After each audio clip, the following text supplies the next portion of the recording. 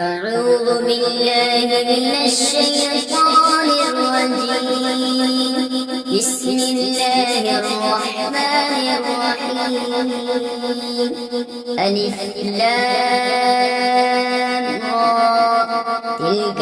آيات الكتاب الحكيم. أكان للناس عجبا أن أوحينا إلى رجل منهم أن أنذر الناس وبشر الذين آمنوا أن لهم قدم صدق عند ربهم. قال الكافرون إن هذا لساحر مبين.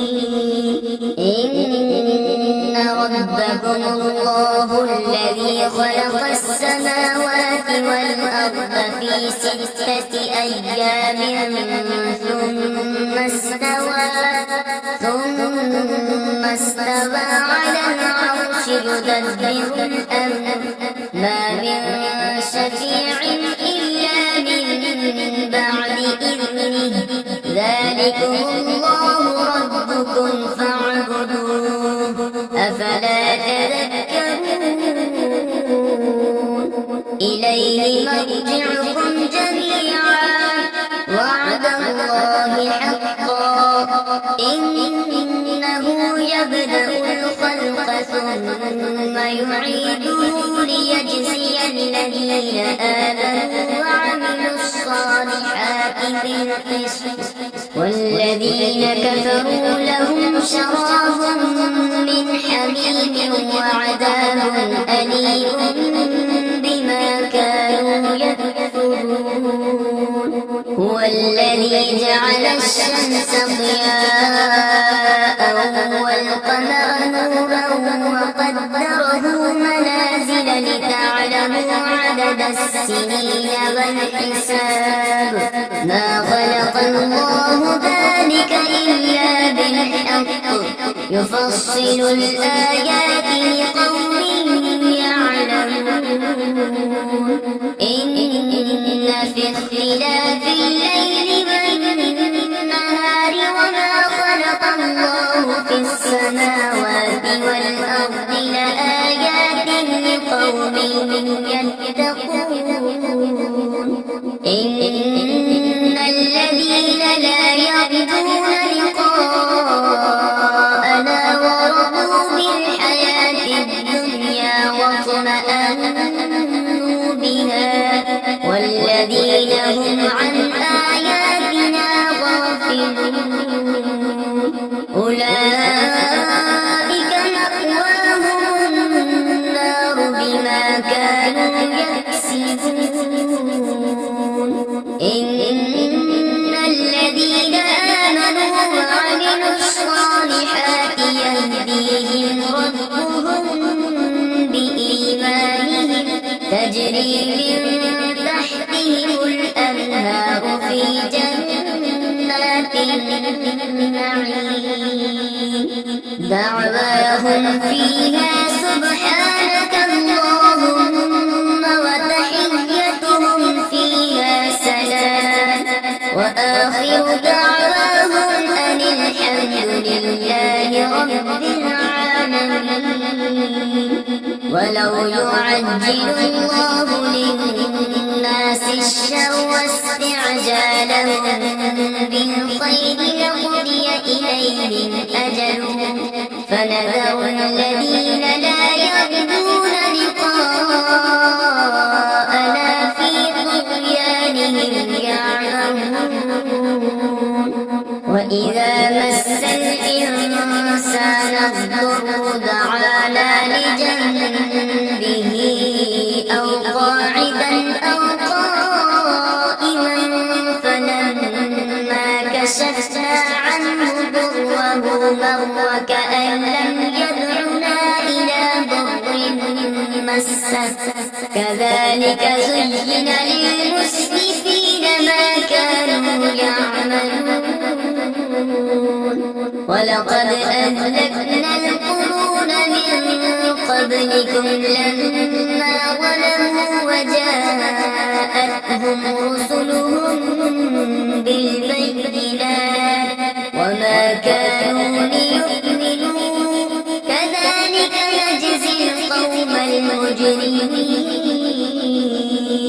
ثم جعلناكم خلائف في الأرض من بعدهم لننظر كيف تعملون وإذا تتلى عليهم آياتنا بينات قال الذين لا يرجون لقاءنا ائت بقرآن غير هذا أو بدله قل ما يكون لي أن أبدله من تلقاء نفسي إن أتبع إلا ما يوحى إلي إني أخاف إن عصيت ربي عذاب يوم عظيم قل لو شاء الله ما تلوته عليكم ولا أدراكم به فقد لبثت فيكم عمرا من قبله أفلا تعقلون فمن أظلم ممن افترى على الله كذبا أو كذب بآياته إنه لا يفلح المجرمون ويعبدون من دون الله ما لا يضرهم ولا ينفعهم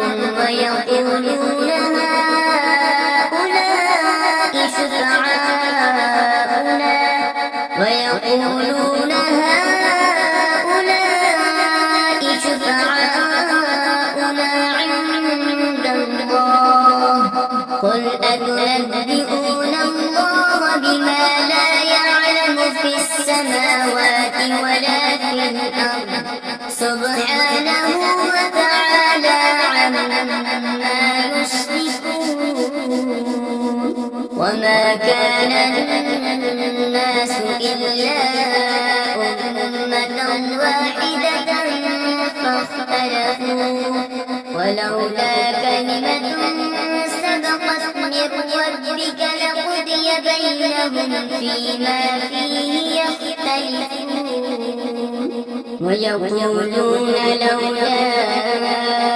أنزل عليه آية من ربه فقل إنما الغيب لله فانتظروا إني معكم من المنتظرين وإذا أذقنا الناس رحمة من بعد ضراء مستهم إذا لهم مكر في آياتنا قل الله أسرع مكرا إن رسلنا يكتبون ما تمكرون هو الذي يسيركم في البر والبحر حتى إذا كنتم في الفلك وجرين بهم بريح طيبة وفرحوا بها جاءتها ريح عاصف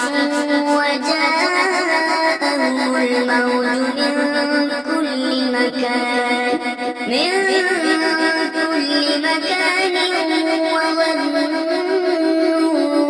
وظنوا أنهم محيط بهم دعوا الله مخلصين له الدين لئن أنجيتنا من هذه لنكونن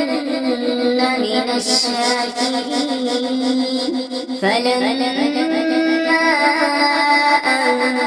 أنجاهم إذا هم يبغون في الأرض بغير الحق يا أيها الناس إنما بغيكم على أنفسكم متاع الحياة الدنيا ثم إلينا مرجعكم فننبئكم بما كنتم تعملون إنما مثل الحياة الدنيا كماء أنزلناه من السماء فاختلط به نبات الأرض مما يأكل الناس والأنعام حتى إذا أخذت الأرض زخرفها وزينت وظن أهلها أنهم قادرون عليها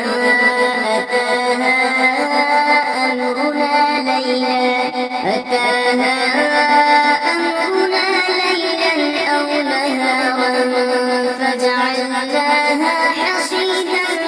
كأن لم تغن بالأمس كذلك نفصل الآيات لقوم يتفكرون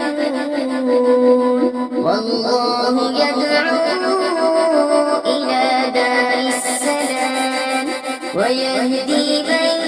يشاء إلى صراط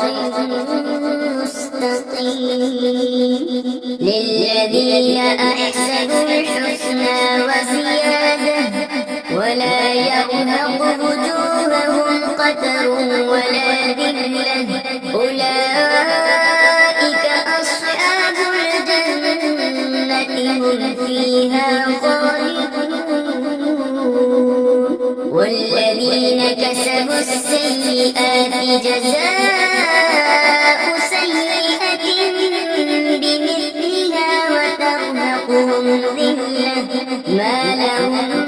من الله من عاصم كأنما أغشيت وجوههم قطعا من الليل مظلما أولئك أصحاب النار هم فيها خالدون ويوم نحشرهم جميعا ثم نقول للذين أشركوا مكانكم أنتم وشركاؤكم فزيّلنا بينهم وقال شركاؤهم ما كنتم إيانا تعبدون فكفى بالله شهيدا بيننا وبينكم إن كنا عن عبادتكم لغافلين هنالك تبلو كل نفس ما أسلفت وردوا إلى الله مولاهم الحق وضل عنهم ما كانوا يفترون قل من يرزقكم من السماء والأرض أم من يملك السمع والأبصار ومن يخرج الحي من الميت ويخرج الميت من الحي ومن يدبر الأمر فسيقولون الله فقل أفلا تتقون فذلكم الله ربكم الحق فماذا بعد الحق إلا الضلال فأنا تصرفون كذلك حقت كلمة ربك على الذين فسقوا أنهم لا يؤمنون قل هل من شركائكم الخلق ثم يعيده قل الله يبدأ الخلق ثم يعيده فأنى تؤفكون قل هل من شركائكم من يهدي إلى الحق قل الله يهدي للحق أفمن يهدي إلى الحق أحق أن يتبع أمن لا يهدي إلا أن يهدى فما لكم كيف تحكمون وما يتبع أكثرهم إلا ظنا إن الظن لا يغني من الحق شيئا إن الله عليم بما يفعلون وما كان هذا القرآن أن يفترى من دون الله ولكن تصديق الذي بين يديه وتفصيل الكتاب لا ريب فيه من رب العالمين أم يقولون افتراه قل فأتوا بسورة مثله وادعوا من استطعتم من دون الله إن كنتم صادقين بل كذبوا بما لم يحيطوا بعلمه ولما يأتهم تأويله كذلك كذب الذين من قبلهم فانظر كيف كان عاقبة الظالمين ومنهم من يؤمن به ومنهم من لا يؤمن به وربك أعلم بالمفسدين وإن كذبوك فقل لي عملي ولكم عملكم أنتم بريئون مما أعمل وأنا بريء مما تعملون ومنهم من يستمعون إليك أفأنت تسمع الصم ولو كانوا لا يعقلون ومنهم من ينظر إليك أفأنت تهدي العمي ولو كانوا لا يبصرون إن الله لا يظلم الناس شيئا ولكن الناس أنفسهم يظلمون ويوم يحشرهم كأن لم يلبثوا إلا ساعة من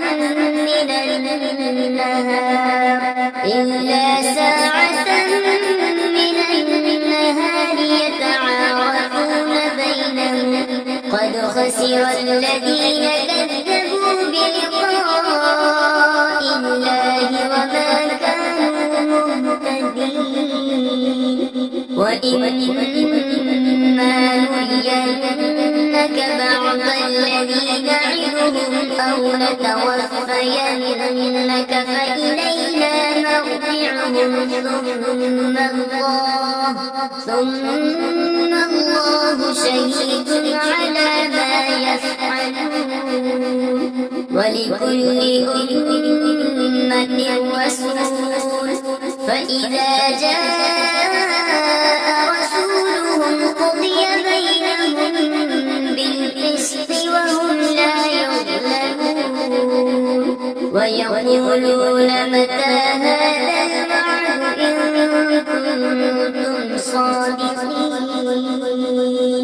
قل لا أملك لنفسي ضرا ولا نفعا إلا ما شاء الله لكل أمة أجل إذا جاء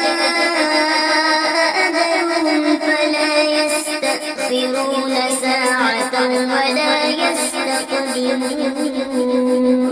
قل أرأيتم إن أتاكم عذابه بياتا أو نهارا ماذا يستعجل منه المجرمون أثم إذا ما وقع آمنتم به الآن وقد كنتم به تستعجلون ثم قيل للذين ظلموا ذوقوا عذاب الخلد هل تجزون إلا بما كنتم تكسبون ويستنبئونك أحق هو قل إي وربي إنه لحق وما أنتم بمعجزين ولو أن لكل نفس ظلمت ما في الأرض لافتدت به وأسروا الندامة لما رأوا العذاب وقضي بينهم بالقسط وهم لا يظلمون ألا إن لله ما في السماوات والأرض ألا إن وعد الله حق ولكن أكثرهم لا يعلمون هو يحيي ويميت وإليه ترجعون يا أيها الناس قد جاءتكم موعظة من ربكم وشفاء لما في الصدور وهدى ورحمة للمؤمنين قل بفضل الله وبرحمته فبذلك فليفرحوا هو خير مما يجمعون قل أرأيتم ما أنزل الله لكم من رزق فجعلتم منه حراما وحلالا قل الله أذن لكم أم على الله تفترون وما ظن الذين يفترون على الله الكذب يوم القيامة إن الله له فضل على الناس ولكن أكثرهم لا يشكرون وما تكون في شأن وما تتلو منه من قرآن ولا تعملون من عمل إلا كنا عليكم شهودا إذ تفيضون فيه وما يعزب عن ربك من مثقال ذرة في الأرض ولا في السماء ولا أصغر من ذلك ولا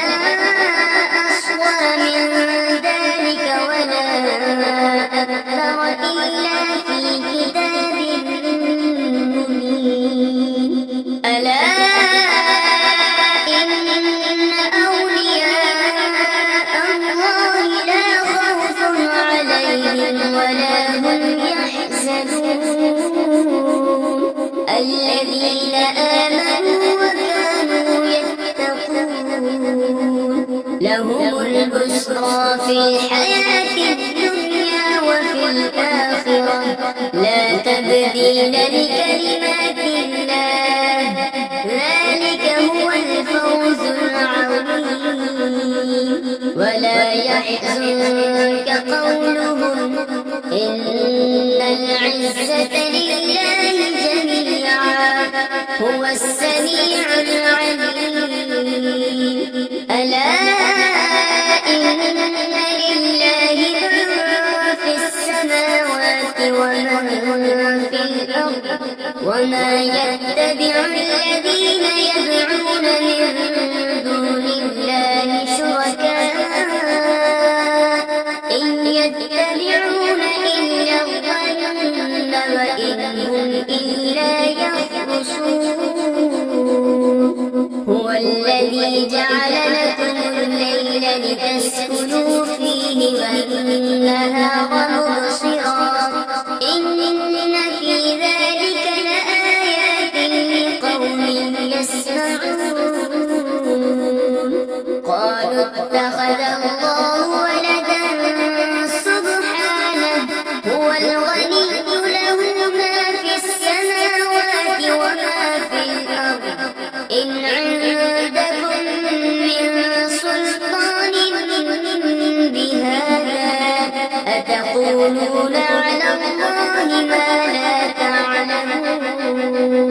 قل إن الذين يفترون على الله الكذب لا يفلحون متاع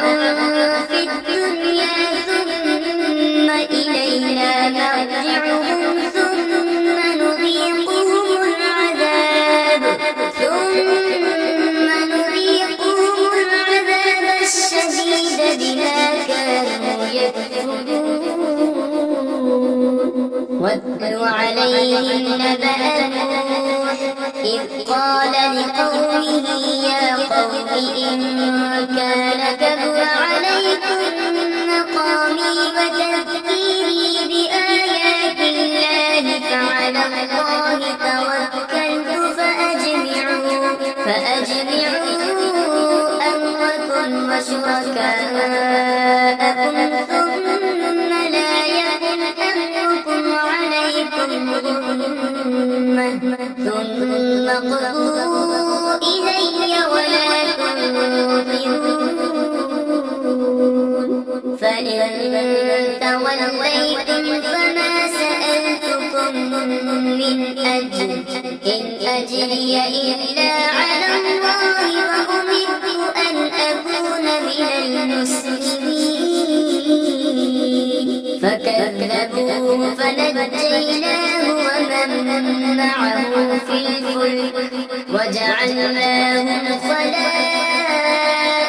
وأغرقنا الذين كذبوا بآياتنا فانظر كيف كان عاقبة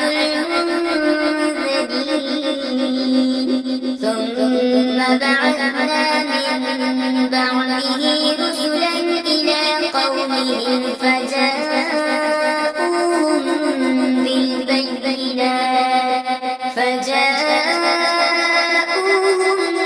بالبينات فما كانوا ليؤمنوا بما كذبوا به من قبل كذلك نطبع على قلوب المعتدين ثم بعثنا من بعدهم موسى وهارون إلى فرعون وملئه بآياتنا فاستكبروا وكانوا قوما مجرمين فلما جاءهم الحق من عندنا قالوا إن هذا لسحر مبين قال موسى أتقولون للحق لما جاءكم أسحر هذا ولا يفلح الساحرون قالوا أجئتنا لتلفتنا عما وجدنا عليه آباءنا وتكون لكما الكبرياء في الأرض وما نحن لكما بمؤمنين وقال فرعون ائتوني بكل ساحر عليم فلما جاء السحرة قال لهم موسى ألقوا ما أنتم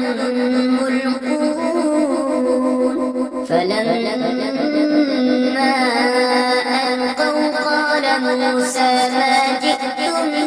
به السحر إن الله سيبطله إن الله لا يصلح عمل المفسدين ويحق الله الحق بكلماته ولو كره المجرمون فما آمن لموسى إلا ذرية من قومه على خوف من فرعون وملئهم أن يفتنهم وإن فرعون لعال في الأرض وإنه لمن المسرفين وقال موسى يا قوم إن كنتم آمنتم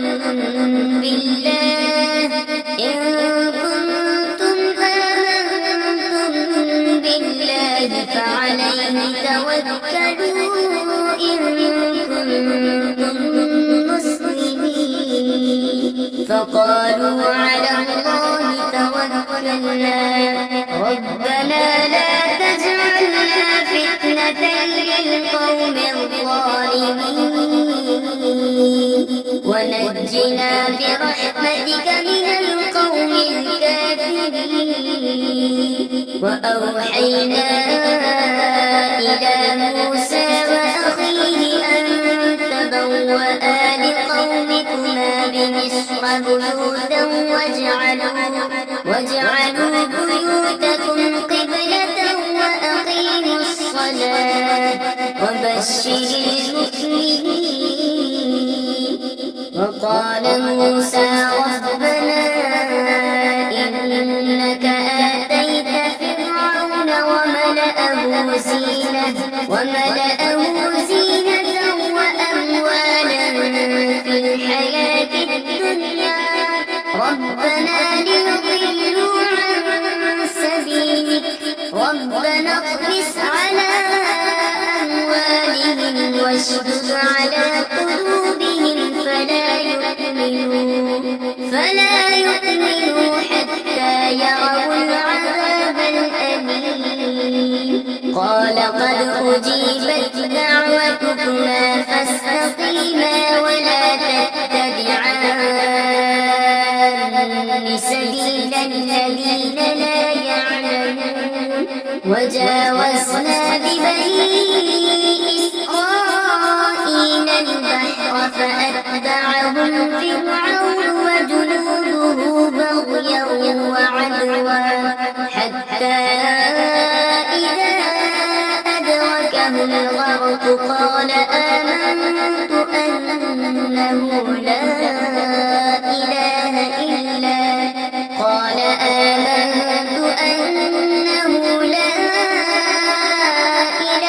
إلا الذي آمنت به بنو إسرائيل وأنا من المسلمين الآن وقد عصيت قبل وكنت من المفسدين فاليوم ننجيك ببدنك لتكون لمن خلفك آية وإن كثيرا من الناس عن آياتنا لغافلون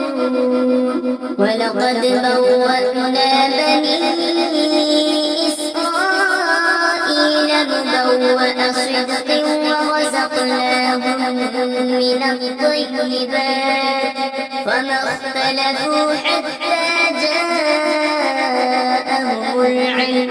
إن ربك يقضي بينهم يوم القيامة فيما كانوا فيه يختلفون فإن كنت في شك مما أنزلنا إليك فاسأل الذين يقرؤون الكتاب من قبلك لقد جاءك الحق من ربك فلا تكونن من الممترين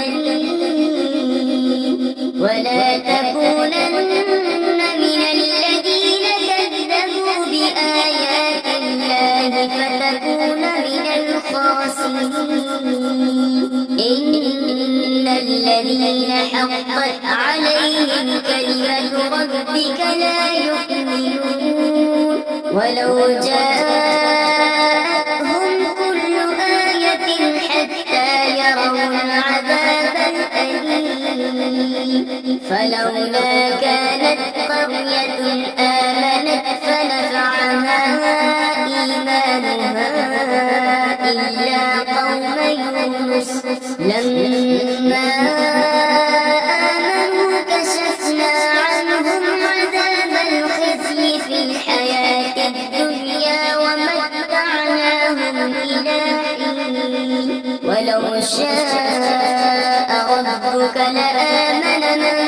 في الأرض كلهم جميعا أفأنت تكره الناس حتى يكونوا مؤمنين وما كان لنفس أن تؤمن إلا بإذن الله ويجعل الرجس على الذين لا يعقلون قل انظروا ماذا في السماوات والأرض وما تغني الآيات والنذر عن قوم لا يؤمنون فهل ينتظرون إلا مثل أيام الذين خلوا من قبلهم قل فانتظروا إني معكم من المنتظرين ثم ننجي رسلنا والذين آمنوا كذلك حقا علينا ننجي المؤمنين قل يا أيها الناس إن كنتم في شك من ديني فلا أعبد الذين تعبدون من دون الله ولكن أعبد الله الذي يتوفاكم وأمرت أن أكون من المؤمنين وأن أقم وجهك للدين حنيفا ولا تكونن من المشركين ولا تدع من دون الله ما لا ينفعك ولا يضرك فإن فعلت فإنك إذا من الظالمين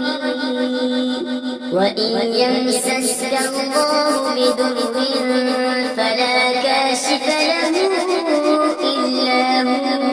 وإن يردك بخير فلا راد لفضله يصيب به من يشاء من عباده وهو الغفور الرحيم قل يا أيها الناس قد جاءكم الحق من ربكم فمن اهتدى فإنما يهتدي لنفسه ومن ضل فإنما يضل عليها وما أنا عليكم بوكيل واتبع ما يوحى إليك واصبر حتى يحكم الله وهو خير